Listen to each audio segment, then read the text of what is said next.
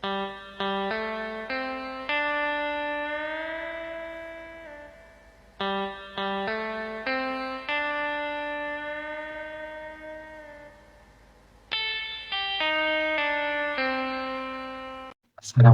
warahmatullahi wabarakatuh. Perkenalkan, nama saya Rifan Fariza Arifin dari Geografi Sains A.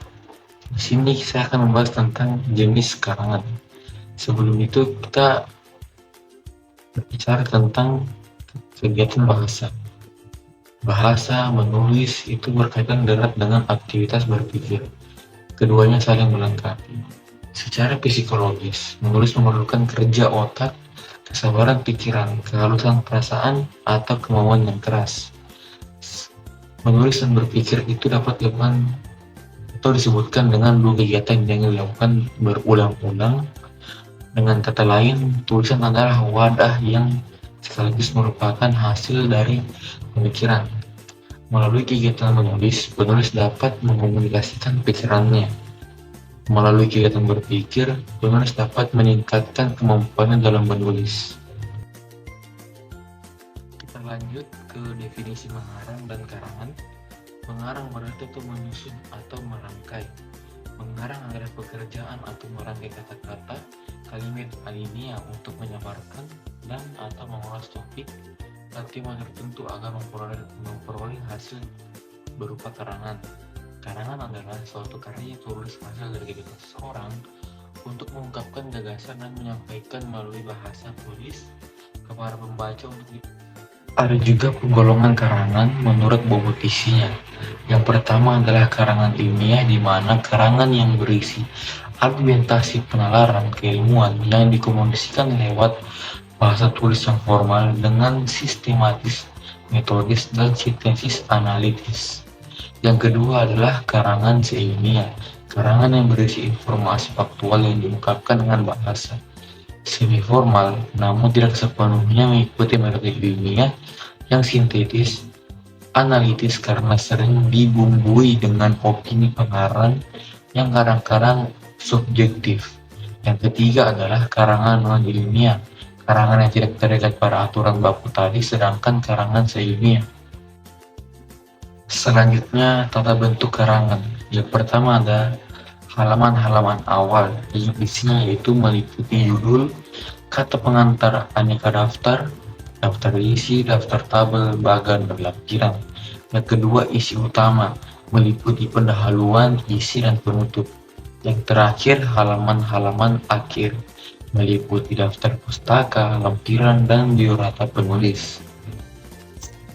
Ada juga penggolongan karangan menurut cara penyajiannya dan tujuan tulisannya.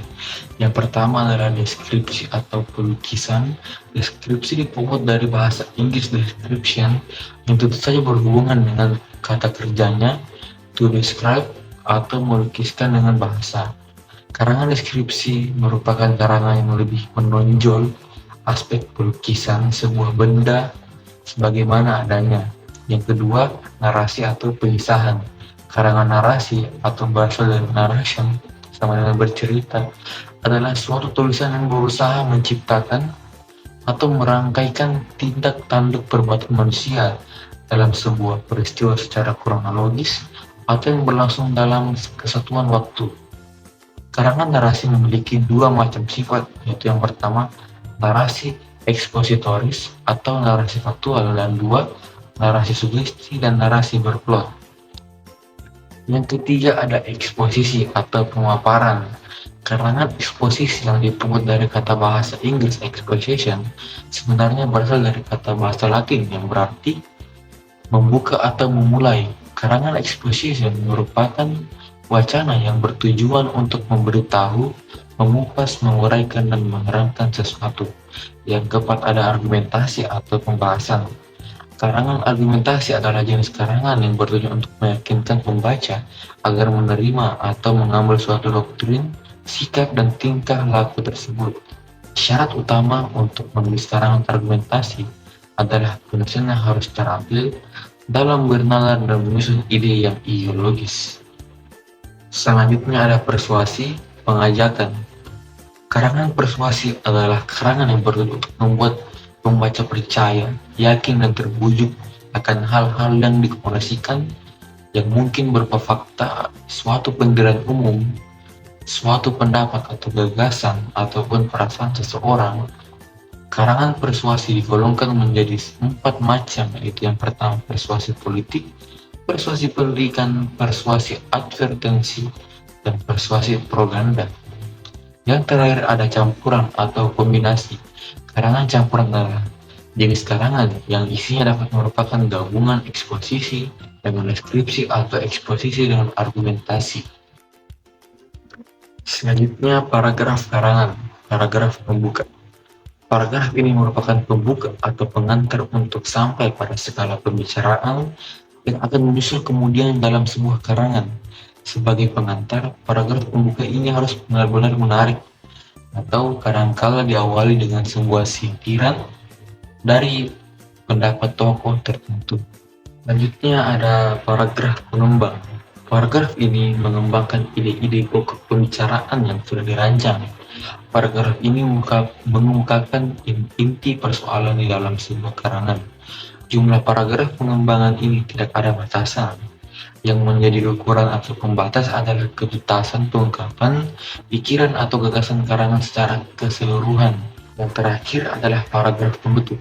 Paragraf penutup ini merupakan kesimpulan pembicaraan yang telah dipaparkan pada bagian-bagian sebelumnya.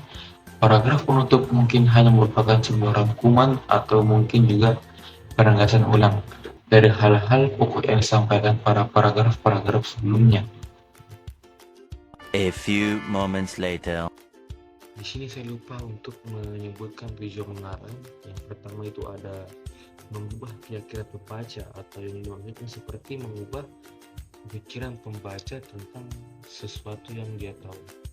Yang kedua, menanamkan pemahaman sesuatu terhadap pembaca, seperti memberikan pengetahuan yang baru atau menanamkan pada diri pembaca itu tentang hal-hal yang baru yang berada dalam karangan. Yang ketiga, merangsang proses berpikir pembaca. Dan yang keempat, menyenangkan atau menghibur pembaca, atau seperti yang kita tahu bahwa mengarang itu adalah seperti karangan yang kita buat sendiri, dunia fantasi yang kita tulis untuk membuat pembaca-pembaca itu tertarik kepada karangan kita. Yang kelima itu memberitahu pembaca atau memberitahu sesuatu hal-hal yang baru terhadap pembaca. Dan yang keenam adalah memotivasi pembaca, seperti memberikan manfaat-manfaat yang lain terhadap pembaca, motivasi baru untuk kehidupan pembaca, seperti itu. Kesimpulan yang saya sampaikan pada pembahasan paragraf ini, setelah dibahas dalam bab sebelumnya, akhirnya penulis dapat menarik kesimpulan bahwa karangan adalah suatu karya tulis hasil dari kegiatan seseorang untuk mengungkapkan gagasan dan menyampaikannya melalui bahasa tulis kepada pembaca untuk dipahami. 5 jenis karangan yang kamu jumpai dalam keseharian adalah narasi, deskripsi, eksposisi, argumentasi, dan persuasi. Jadi, jika ingin membuat sesuatu karangan yang sistematis dan logis dan jelas, terstruktur dan teratur, maka sebelum pembuatan karangan itu harus terlebih dahulu kita membuat sebuah kerangka karangan agar dapat karangan tersebut menjadi terarah dan tidak keluar dari topik atau tema yang dituju.